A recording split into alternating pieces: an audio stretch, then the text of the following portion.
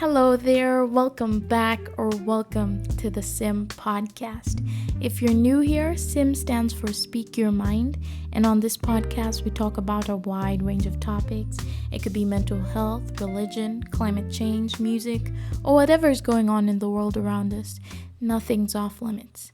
So today, actually just a few hours ago, I stumbled upon a phrase that intrigued me: the dark corridors inside Uganda's workplaces. This phrase freaked me out and made me open my eyes a little bit wider. Now, to shed a little more light on the context of this phrase, here's a short story about a girl. Let's call her Stacy.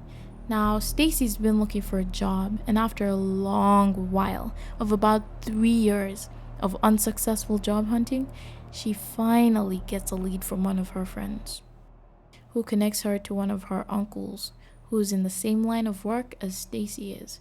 So, in great joy and excitement, she quickly gets her potential employer's contact details and phones him right there and then. And she's like, "I got this number from so and so about an application at your media house. Is this position still available?" To which he confirms that it is indeed available. So she asks whether she could mail her application to him or physically take it to the workplace, to which he chooses the latter that very day. So Stacy's in panic mode to get her CV and all the necessary documents ready, and once she's done, she heads to the place and drops her application. While she's there, he's like, let's do the interview now. And she's like, "Okay, I can do this, I got this." So he asks her the relevant job questions, salary, this and that, and everything's going really well. So then he tells her to wait for a call. The next week, she receives a call from him about the job she applied for. And boy, was she happy and excited. She picks out her work outfit and rushes over to the workplace. When she gets there, this guy, her potential employer, starts some small talk. But, it's kind of sus. The direction he's going in. But she just tries to keep professional. And after a little while, he lets her know that she's gotten the job. And the girl is excited. But she has to keep her cool, okay? Scream on the inside and smile professionally. So she's like, "Oh, thank you. When do I start?" He says next week and then slides her the contract that she's supposed to sign. She reads through it and sees a salary increment from what they'd previously agreed on. And in her mind, she's like, "Okay, now you're talking. Now you're speaking the language I understand." So then she looks through her bag for a pen to sign the contract. Suddenly, this man grabs back the contract and she asks him whether there's a problem. And he says, "I think you know how hard it is to get jobs these days." So in confusion, she asks him what he means by that. And he tells her not to play dumb. So I think you know where this is going. Just put two and two together.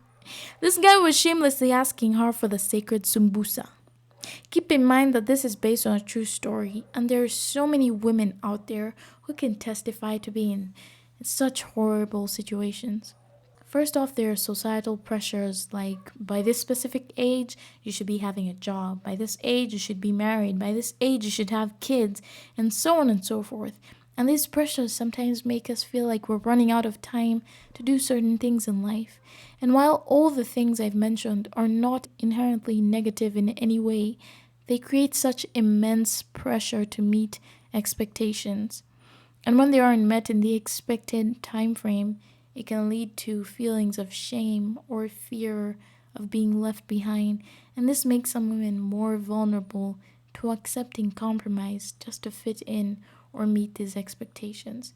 And to make matters worse, in some African homes, once a child is done with studying, especially the firstborn children, you kind of now turn into the third parent, whereby since your parents are now old, they don't work jobs, it's your job to take care of your parents and your siblings.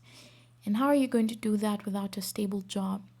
Predators like Stacy's potential employer prey on this desperation. They know women are often made to feel that their value is tied to their ability to have it all at the right time, and they exploit that, which is a manipulation of power, turning what should be a merit-based opportunity into a twisted demand.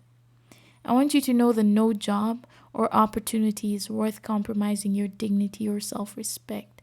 If anyone tries to manipulate or exploit you, walk away. In fact, run away. A job can be replaced, but the emotional and mental impact of compromising yourself can stay with you and haunt you. Then we also need to realize that there's no right timeline for success. It's okay to take longer to find a job. It's okay to take longer to get married or start a family. Societal expectations are not rules. Okay, it's not written anywhere that if Grace by age 30 you don't have a husband, you don't have kids, you're not going into heaven or something like that. They're just constructs that can be broken.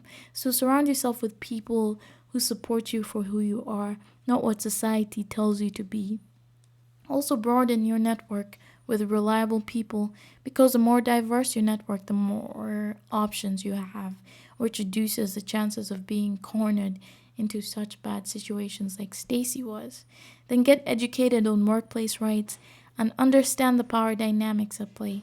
Know your rights and what constitutes workplace harassment so you can identify red flags early on. Speak up if you're comfortable doing so. This might mean reporting the situation to HR or another trusted authority within the company. Sometimes predators get away with this behavior because no one challenges them or puts them in their right place. And if we stay silent, other people are going to fall prey to such people. So if you've been in a situation like Stacy's or know someone who has, don't stay silent. Share your story with someone you trust or join the conversation by reaching out to organizations like Uganda Women's Network or Action Aid. When we speak up, we'll help break the silence. Stay safe out there. It's a cruel and unforgiving world. But if we band together and speak up and stand with each other in such issues, we can create a world where no one has to compromise their values and their dignity for a job. Thank you so much for tuning into the Sim podcast. If you found this episode useful, be sure to send it to a friend you think needs to listen to this. I'm your friendly neighborhood host, Grace Upendo. Till the next one, bye!